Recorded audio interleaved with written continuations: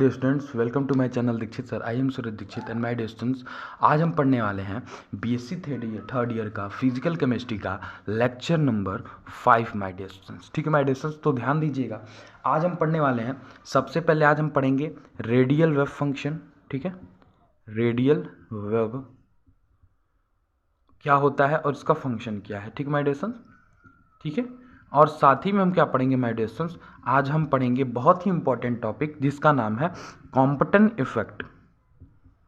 Compton effect, ठीक है my dear students. तो नोट कर लीजिएगा दिमाग में कि ये दोनों टॉपिक से मिलाकर, ठीक है, इन दोनों टॉपिक से मिलाकर या ये पूछे या फिर ये पूछे। ठीक है, रेडियल वेव फंक्शन या तो पूछेगा एग्जाम में या फिर कॉम्पटन पूछेगा, दोनों में एक पूछेगा और वो आपके माय डियर स्टूडेंट्स 6 मार्क्स देकर जाएगा आपके एग्जाम में माय डियर स्टूडेंट्स। ठीक है, यानी कि आज का जो लेक्चर है बहुत इंपॉर्टेंट है my dear students according to exam view my dear students. ठीक है, और साथ ही में कॉन्सेप्ट के लिए, फिजिकल केमिस्ट्री के कॉन्सेप्ट के लिए भी ये बहुत ज़रूरी है माय डियर स्टूडेंट्स। ठीक है, चलिए अब बात करते हैं सबसे पहले रेडियल की। ठीक है, तो जरा सा ध्यान देना माय डियर स्टूडेंट्स कि जो क्या होता है रेडियल वेव फंक्शन, इसमें होता क्या है माय डियर स्टूडेंट्स कि in the form of spherical polar coordinates the wave function psi is given as. समझिएगा किस चीज़ से। पहली बात तो ये समझ लीजिए कि जो रेडियल वेव फंक्शन होता है इसमें जो दिए होते हैं, ठीक है, जो पोलर्स होते हैं, क्या होते हैं, जो पोलर्स होते हैं वो स्फीरिकल फॉर्म में होते हैं। ठीक है, यानी कि स्फीरिकल फॉर्म में होते हैं, तभी तो ये रेडियल कहलाएगा। ठीक है, रेडियल कहने का मतलब है कि जो हमारे स्फीरिकल पोलर कोऑर्डिनेट्स होंगे, ठीक है, वो किसको डिनोट करेंगे, साई को डिनोट करेंगे। अब समझना, जो साई होता है इसमें माय डियर स्टूडेंट्स, यानी कि जो वेव फंक्शन होता है वो इक्वल होता है किस चीज़ के, समझना, कैपिटल आर स्मॉल आर। ये रेडियस लिखने का तरीका है, कब, जब किसमें हो, पोलर फॉर्म में हो। ठीक है, इनटू ऐसे ही क्या लिखेंगे, थीटा, थीटा, ऐसे ही क्या लिखेंगे, फाई, फाई। ठीक है, रेडियस, एंगल और फाई, ये इन तीन चीज़ों के मिलाकर क्या बनता है माय डियर स्टूडेंट्स, साई की वैल्यू निकल कर आती है जिसे रेडियल वेव फंक्शन कहा जाता है, रेडियल इक्वेशन कहा जाता है माय डियर स्टूडेंट्स। ठीक है, अब समझना यहाँ पे जो आर आर है, जो आर आर है माय डियर स्टूडेंट्स, जो function depends on the distance from the nucleus. ये क्या है, डिस्टेंस फ्रॉम द न्यूक्लियस या फिर न्यूक्लियाई लिख लो। ठीक है, न्यूक्लियस से जो डिस्टेंस होता है किसी पॉइंट का जिसे हम फाइंड करना चाहते हैं, किसी इलेक्ट्रॉन का जिसे हम फाइंड करना चाहते हैं, तो वो कहलाएगा आर, उसका डिस्टेंस माय डियर स्टूडेंट्स। ठीक है, अब समझना, जो यहाँ पे माय डियर स्टूडेंट्स हम देख रहे हैं कि which electrons depend on the quantum number. ठीक है, अब समझना यहाँ पे अगर हम देखें तो थीटा, फाई और ये फाई, ठीक है, इज इक्वल टू हम लिख सकते हैं फंक्शन का ए थीटा फाई, लिख सकते हैं, is called as a wave function. इसे हम क्या कहते हैं, इसे हम वेव फंक्शन कहते हैं। अगर आपको याद हो तो इसे आपको पता होगा कि हम इसे क्या कहते हैं, इसे हम my dear students wave function कहते हैं। कैसे सर जी, सर जी ये ध्यान से देखो, ए थीटा और फाई क्या है, ठीक है, तो ये ऐसे लिखते हैं। Is it clear? तो रेडियल वेव फंक्शन में यही करना है। अब समझना होता क्या है, सी इसका सिग्निफिकेंस कैसा होगा। अब हम पूछें कि चलिए सर जी आप एक नया वेव फंक्शन के बारे में बताएं जो कि रेडियल वेव फंक्शन हो गया, अब इसका सिग्निफिकेंस बताइए, यानी कि इसका ग्राफिकली कैसे रिप्रेजेंट कर सकते हैं, या फिर कुछ वैल्यूज़ बताइए जिनके थ्रू हम क्या करें, इस चीज़ को तय कर सकें। तो माय डियर स्टूडेंट्स, जो हमने मान लो क्या लिखा, psi square is equal to R square R. ठीक है, एक मिनट, इसे लिख लो ऐसे, आर स्क्वायर आर। ठीक है, फिर क्या था, थीटा था तो थीटा स्क्वायर थीटा, फिर क्या था, फाई था तो फाई स्क्वायर फाई।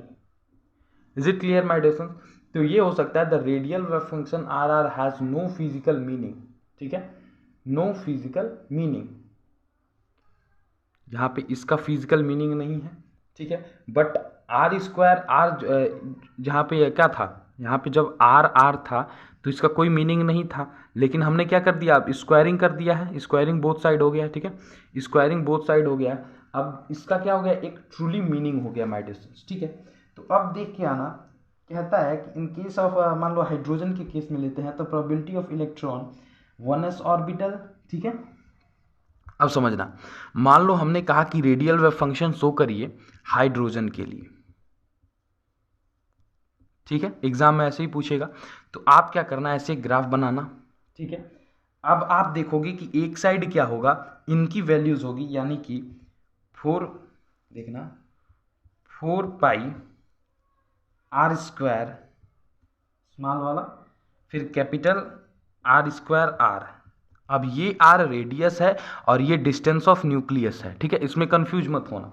अब आ जाइए नीचे बात करते हैं। तो ये जो होगा माय डिस्टेंस, ये एंगस्ट्रॉम की वैल्यू होगी, क्या होगी, एंगस्ट्रॉम, यानी कि स्मॉल आर में जो वैल्यूज होगी उन्हें हम इधर रिप्रेजेंट करेंगे, ठीक है। तो अगर आप हाइड्रोजन के लिए फाइंड करोगे तो कुछ ग्राफ जो है माय डिस्टेंस आपका ऐसा बनेगा,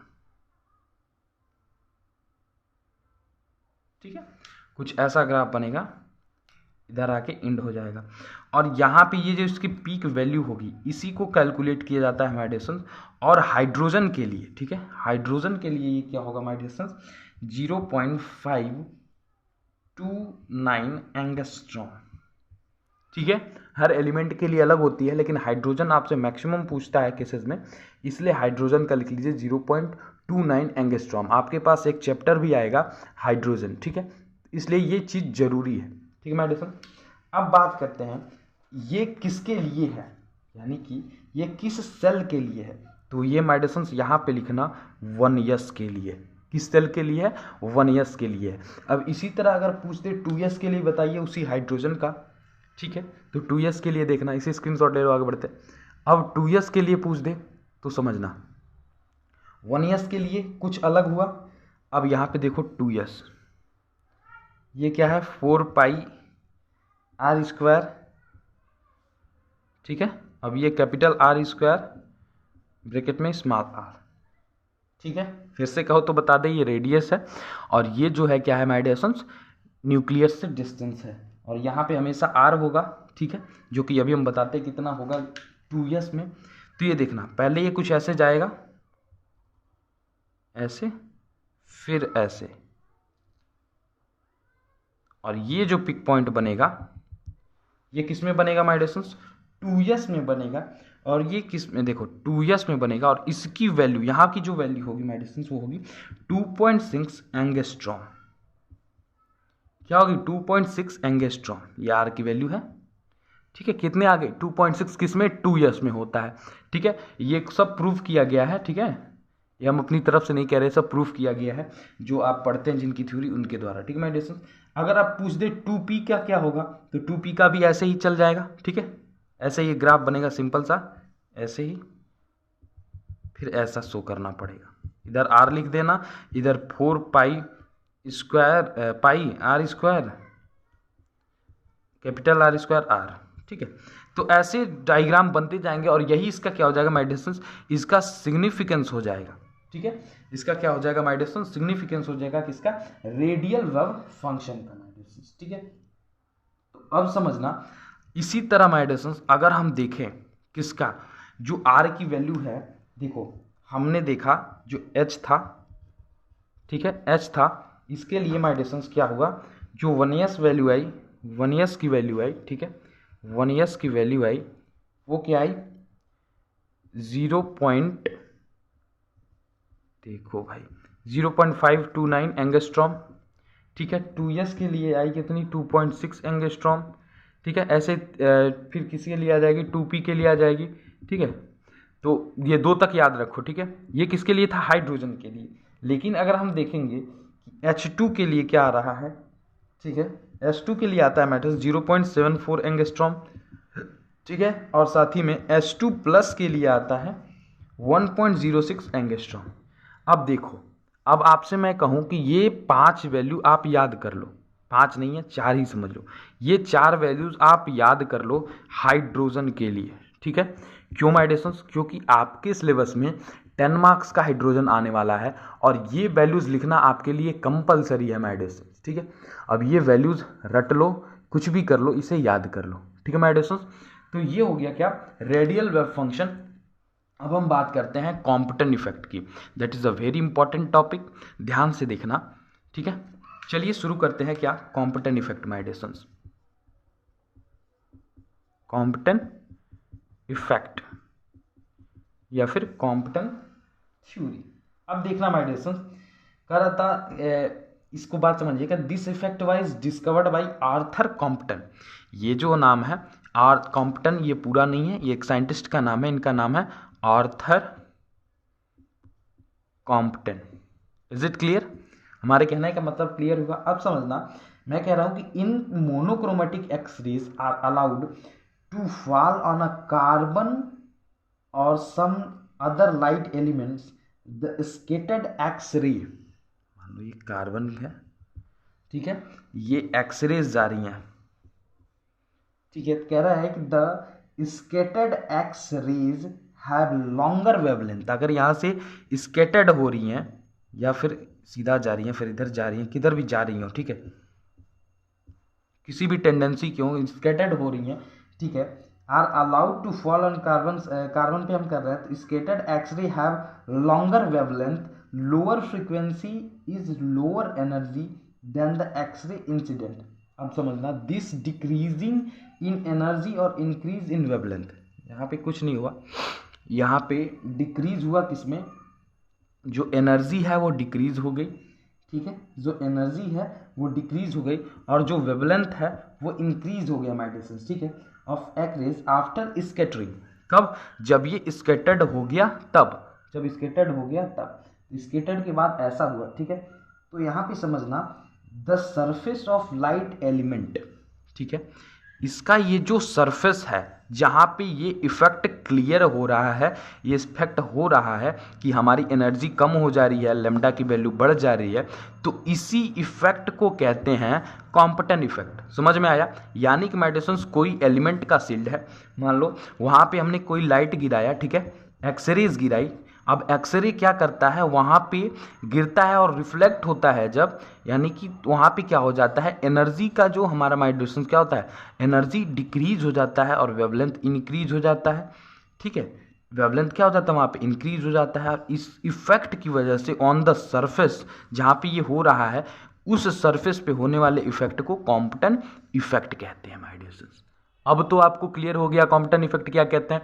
चलो एक बार और बता देते हैं कि कोई भी एक्स रेज आती हैं, इस मेटल एलिमेंट पर टकराती हैं, मान लो कार्बन का है, ठीक है, तो यहाँ पे क्या होगा, एनर्जी क्या हो जाएगा माय डियर स्टूडेंट्स, डिक्रीज हो जाएगा, वेवलेंथ बढ़ जाएगा इस सरफेस पे, और इसी सरफेस पे होने वाले इस इफेक्ट को कॉम्पटन इफेक्ट कहा जाता है, ठीक है माय डियर स्टूडेंट्स। ये हो गया कॉम्पटन इफेक्ट। अब मैं कहूँ कि जो कंजर्वेशन ऑफ एनर्जी है, ठीक है, क्योंकि यहाँ पे एनर्जी की बात हुई, तो कंजर्वेशन ऑफ एनर्जी से इसे सेटिस्फाई करिए, तो आप कैसे करेंगे, तो लिखना माय डियर स्टूडेंट्स, हम लिखेंगे del lambda is equal to 2h upon mc in a bracket. अब समझना, साइन स्क्वायर।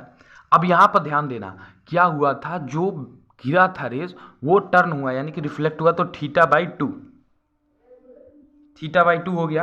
अब समझना, वेयर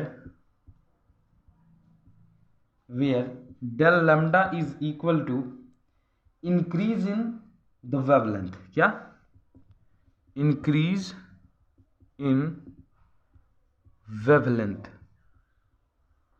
ठीक है, increase in wavelength called Compton shift. क्या कहते हैं इसे, इसे कहा जाता है कॉम्पटन शिफ्ट। किसको, डेल लैम्डा को। अब आ जाइए बात करते हैं एम की। एम आप सब जानते हैं कि रेस्ट मास ऑफ इलेक्ट्रॉन है, मास ऑफ इलेक्ट्रॉन, ठीक है। अब आ जाइए सी की बात करें तो velocity of light, velocity of light.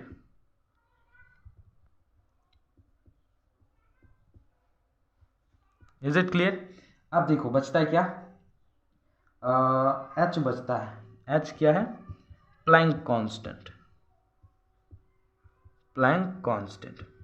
तो ये जो बना, ठीक है, del lambda is equal to 2h upon M C sine square theta by 2, that is the my distance Compton effect का फॉर्मूला जो सेटिस्फाई करता है किसको, law of conservation of energy. Law of conservation of energy को satisfy करता है medicines Compton effect के लिए। ये बहुत जरूरी टॉपिक था मेडिसन्स। देखो, आपको ज्यादा दिमाग नहीं लड़ाना है। कॉम्पटन इफेक्ट क्या होता है, चुपचाप से लिखना है कि जो एनर्जी को क्या कर दे, जहां पर रिफ्लेक्शन हो एक्सरेज का और वहां पे क्या हो जाए, उस सरफेस पे एनर्जी लो हो जाए, लेमडा की वैल्यू बढ़ जाए मेडिसन्स, बस उसी सरफेस के ठीक है, कि इस इफेक्ट को कॉम्पटन इफेक्ट कहते हैं। और इसे अगर law of conservation of energy से हम सेटिस्फाई करें तो हमारा जो वैल्यू आती है del lambda is equal to 2h upon M C sine square theta by 2। ठीक है, साइन स्क्वायर थीटा बाई 2 कहाँ से आया ये तो आप समझ रहे हैं। अब 2h क्या है, प्लैंक कांस्टेंट, m क्या है, मास, और c क्या है सर जी, स्पीड ऑफ जो हमारा लाइट है या फिर वेलोसिटी ऑफ लाइट है। ठीक है, तो ये सेटिस्फाई करता है किसको, कॉम्पटन इफेक्ट को मेडिसन्स। ठीक है, तो आज हमने दो चीजें पढ़ी, रेडियल वेव फंक्शन और साथ ही में कॉम्पटन इफेक्ट। ठीक है मेडिसन्स, तो मिलेंगे नेक्स्ट लेक्चर में अच्छे से चीजों के साथ। ठीक है, मिलते हैं नेक्स्ट लेक्चर में। जय हिंद, जय भारत।